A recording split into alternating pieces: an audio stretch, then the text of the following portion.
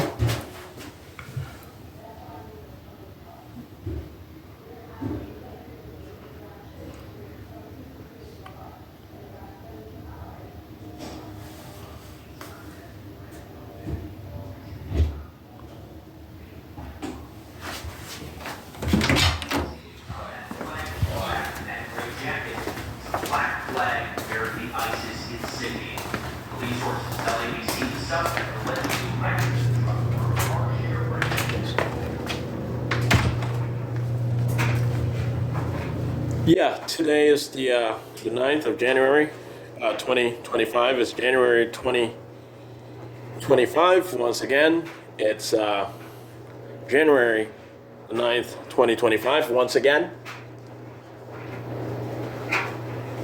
it's 1/9/2025. 1/9/25. I keep saying these things over and over again because, at times the volume of the video recording, the audio, sometimes it goes in and out, and sometimes you never know. So I have to make sure that there's no sort of misinterpretation or ambiguity. That's why I say what I say over and over again. Okay, so once again, it's January the 9th, 2025. Okay, so today I'm just going to speak on this particular issue. This issue being that the Commission of the Economic Area of the Americas is going to be an organ of the Economic Area of the Americas. It's going to be a fundamental organ, and it's going to be for management purposes. And upon the ratification of the Constitution of the Americas in 2049, as planned by the United Nations, specifically the General Assembly and some of the supportive agencies created toward world government. I'm going to continue communicating what I'm communicating. Once again, this time around, I'm going to finish up what I started saying.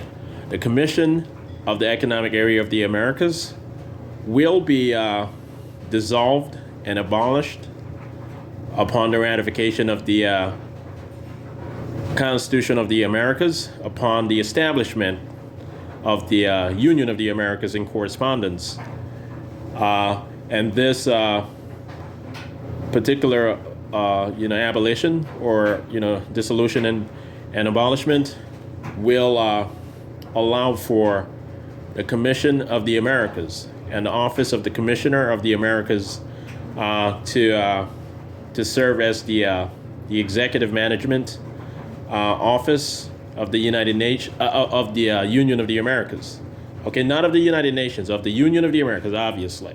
The Commissioner of the Americas meaning the Commissioner of the Union of the Americas will be the executive manager, the chief executive, the chief official of the Union of the Americas, and this is going to be upon the ratification of the Union of the Americas Constitution, meaning the Constitution of the Americas, in 2049.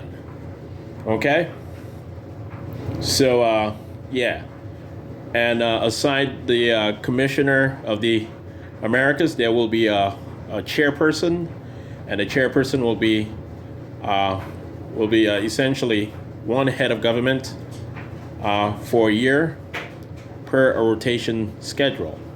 So each member state of the Organization of American States, by then the Union of the Americas specifically, will get a chance to enjoin the Prime Minister or the President, whichever is the head of government, as chairperson of the Union of the Americas. So the chairperson is going to be sort of like the Prime Minister of the Union of the Americas, and the Commissioner of the Americas will be the chief executive. Eventually, decades later, we're pretty sure that the Commissioner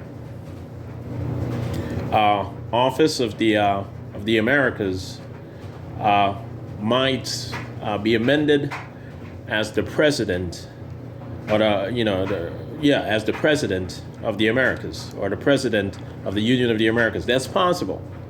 That's possible. I'm not even going to say that's going to happen for sure, but it's possible. Decades later, after 2049, it is possible that the Commission of the Americas might be headed by the President of the Union of the Americas instead.